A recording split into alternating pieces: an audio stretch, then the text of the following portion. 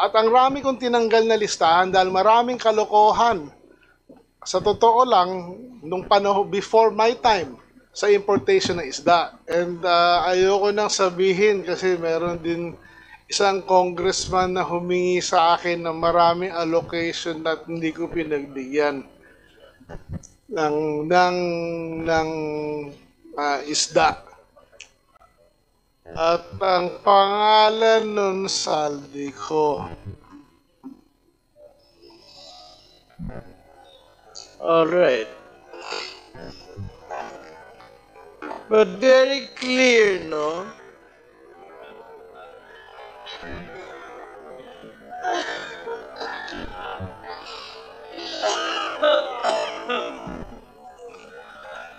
Okay. Matter. Secretary Chularuel, magandang hapon po. Isa po doon sa mga mahalagang usapin, sa usapin po ng importation ng galunggong, yung pong sinasabi ng ibang mga tao na despite importing galunggong last year, we had not been able to influence the prices towards making it lower. No? Is it correct? Mr. Chair, basically last year, bumaba naman ng konti. We have the data to prove na bumaba naman ng konti, but not as much as we expected, but not as much as we want. So this year, ang plano natin is, kasi ang proseso ho kasi, Mr. Chair, is meron recommendation yung tinatawag na National Farm Sea, which is para sa Certificate of Necessity. Ang recommendation nga ng National Farm Sea, if I'm not mistaken, is only 25,000 tons ang import natin during off-season, which I really believe kulang. Ang request ko is 45,000 tons. So ang ginawa ko lang, to be on the safe side, dahil yan ang opinion ng mga groups, no, na stakeholders, I went in between 25 and 45, so naging 35. Which nagdagdag pa ako ng 3,000 dahil naubos na yung imported by mid of December. This year, so para hindi magkaroon ng magkakamali, ginawa ko ng 55,000 tons kahit na 35,000 lang ang kanilang nirekomenda para make sure na bumaba ito. So for the record po, Mr. Secretary, ano po yung percentage ng pagbaba, ng drop po from after importation? Sinabi niyo medyo maliit lang ho yung impact eh. So is it like maybe 5% lang? So is that percentage drop an acceptable drop o Unacceptable, Mr. it is an unacceptable? So okay, thank you for that response. And ngayon po, lalakihan niyo na po. Tama po ba? Yes, we will increase the volume and make sure na hindi i-hoard yung allocation nila. Kasi ang nangyayari din last year, even sa onions, na nabigyan ng allocation, tapos iniipit din nila yung pagdating eh.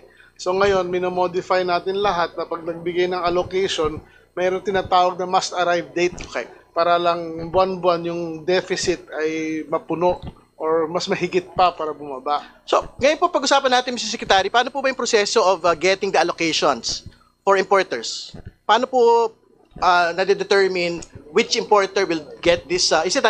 Is there an equality in the allocation or is there like a prioritization? Dalawa yung ating binabas na CNI ngayon. One CNI is in 22,000 tons for mostly fish that are not caught in the Philippines or talagang kulang na kulang. Yan 22,000 tons yan, free for all yan. Anybody can avail. Walang listahan dumadaan sa opisina ko or whatever, no, na ni-review.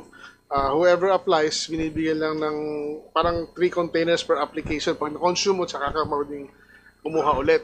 No? Yung sa CNI na 259 tinatawag mo yun, FAO 259 system, ang 80% of the fish, 80% of the 55,000 is depende yan sa ilan ang nailand mo sa Pilipinas na huli mo at naibenta mo sa merkado. So it is performance-based.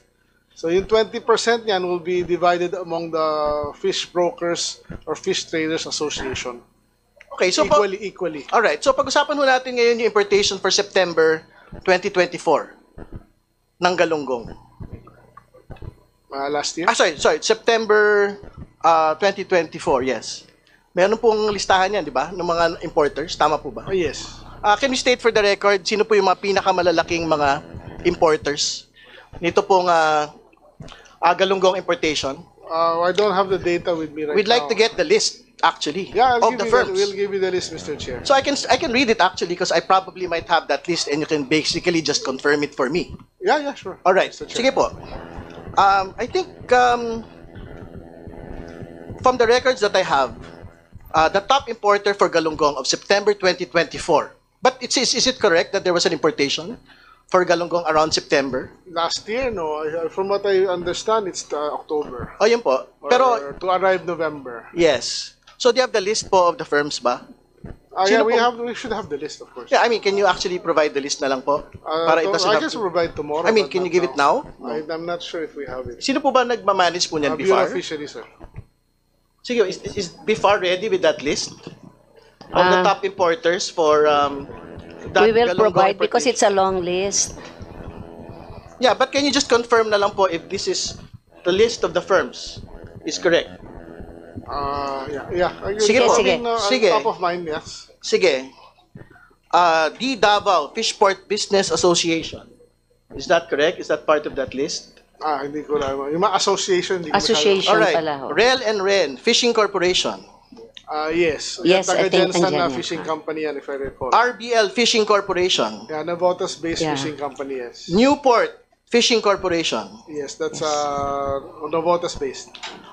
Newport Complex Market 2 stall owners. I don't know that. Manor Fishing Corporation. Yeah, I'm familiar. May Mano Jumbo Fishing Corporation. It's a Yes. fishing company. JNA2 Commercial Ocean Fishing.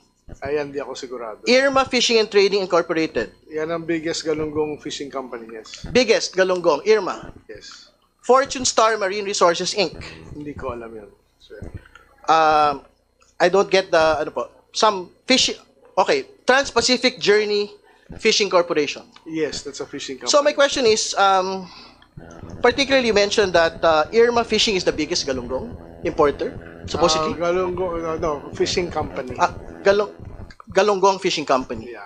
But I have some information that Trans-Pacific Journey Fishing Corporation was the biggest importer for that round. Is that correct? Yes, because they are the biggest fishing company in terms of total volume of fish landed, not only galunggong. Kasi ang Trans-Pacific Journey is tuna and galunggong eh. Ang Irma is only galunggong. Mas maliit yung catch nila eh. So that would explain why they got the biggest allocation. Is that correct? It's not about galunggong. It's not species specific. It's about total volume of seafoods landed. All right. Can you state for the record who are the owners of this The TPJ? family of the Tiangcos. Mr. Chair. Congressman Toby Tiangco.